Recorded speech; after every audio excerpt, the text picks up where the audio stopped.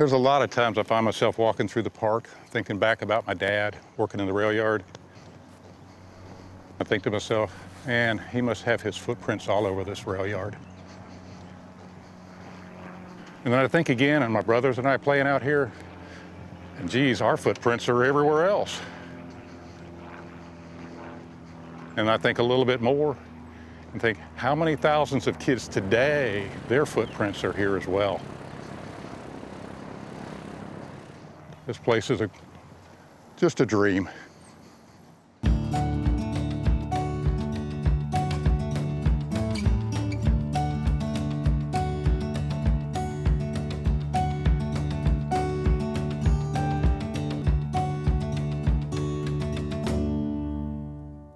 Parks are great for a lot of reasons. Mostly, I think, is just able to get away with family and friends, forget about all the worries in life, and just enjoy being in the world.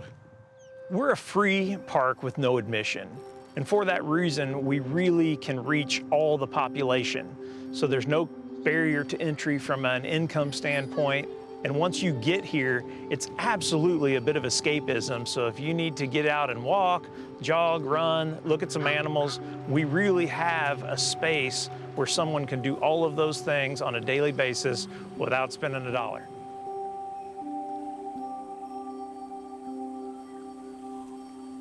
Volunteers are a big part of what we do at Bonnet Springs Park. We couldn't accomplish everything that we do without them. We have hundreds of volunteers who come work here on an annual basis.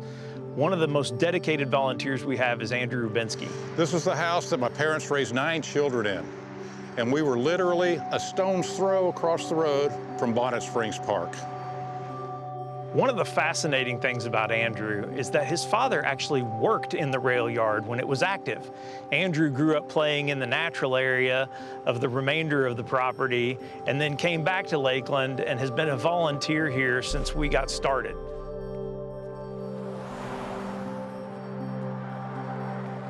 This was my backyard. This was my playground. It was almost imperative that I come back here and become part of it. Give back to Lakeland, share my childhood with the people that come to the park. In 2015, David Bunch, along with his wife Jean, knew that this property would end up becoming a warehouse space next to downtown Lakeland. He got with Barney and Carol Bonnet, Bill and Martha Tinsley, and the 6 of them formed the initial board to move into the creation phase of Windsong Park, which would eventually become known as Bonnet Springs Park. If you look over here, there's a picture of my father.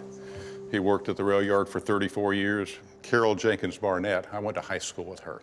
Oh, wow. So it was just too many connections for me to stay away. Yeah, my dad hired on with the Atlantic Coastline Railroad probably in 1948.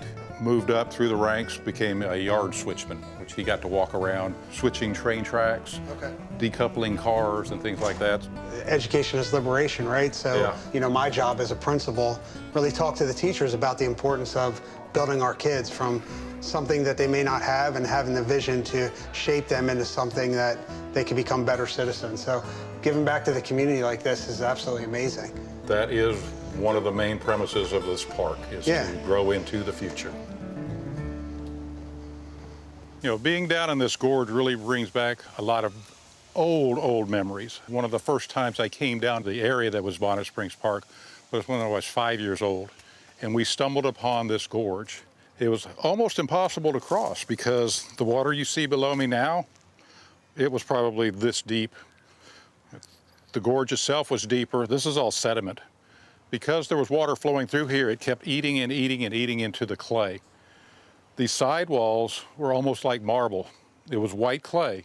Now they're covered with this topsoil that's falling out of the root system.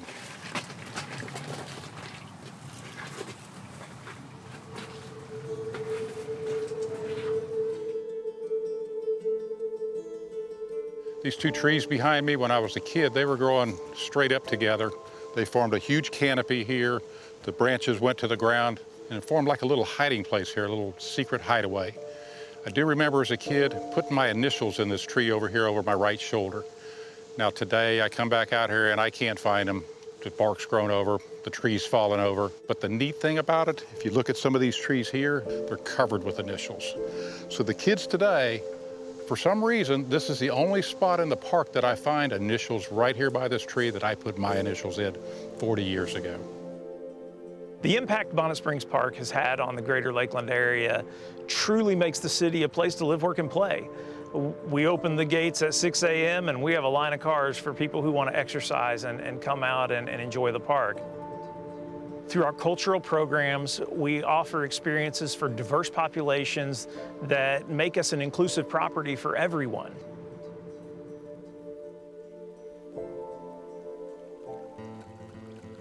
Sitting here at the creek and close my eyes, feel the cool water on my toes, takes me back to 1970.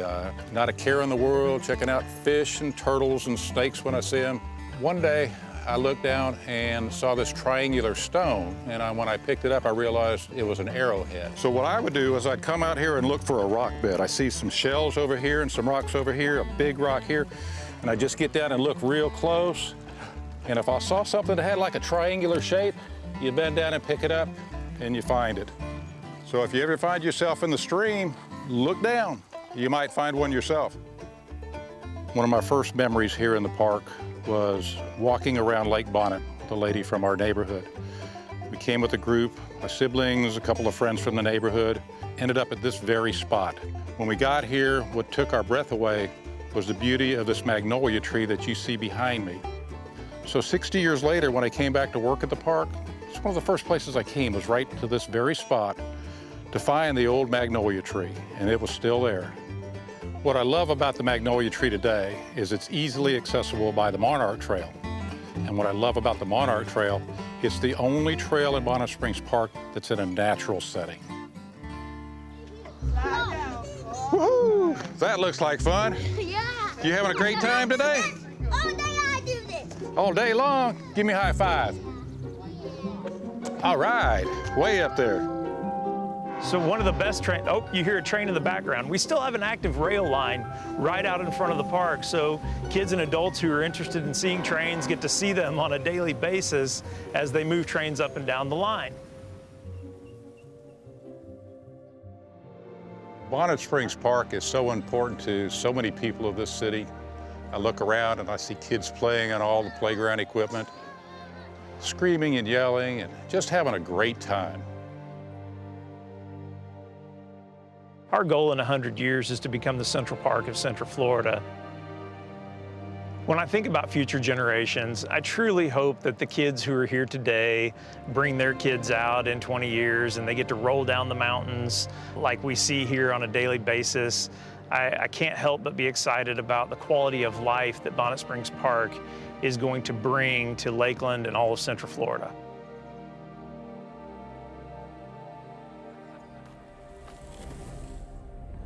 You know, one of my favorite things about volunteering at the park is all of the different kind of people you meet.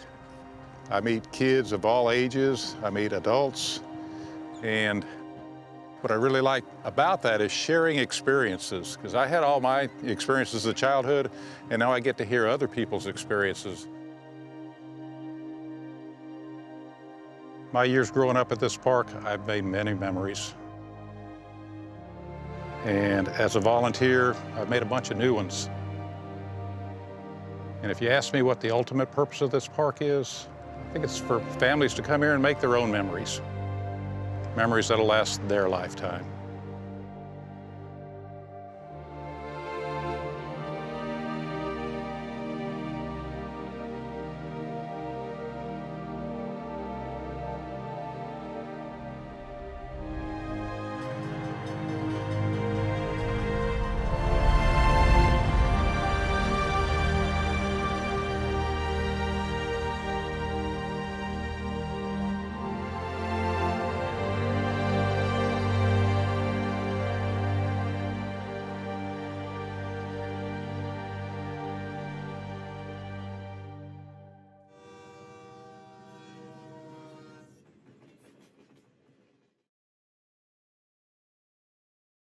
Support for Greater Lakeland is generously provided by Lakeland Regional Health and Candy Packet.